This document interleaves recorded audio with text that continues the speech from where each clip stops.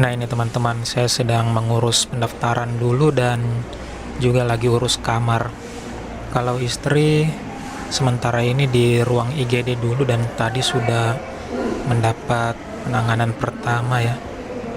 Jadi kondisinya sudah agak lebih baik lah dibanding tadi waktu kita masih di rumah.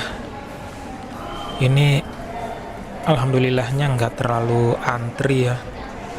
Dan juga kalau kalian bisa lihat ini kayak tertib sekali begitu, dan juga rumah sakitnya lumayan bersih gitu, alhamdulillah sih. Jadi ya sementara ini saya lagi mengurus pendaftaran dulu dan mudah-mudahan cepat dapat kamarnya.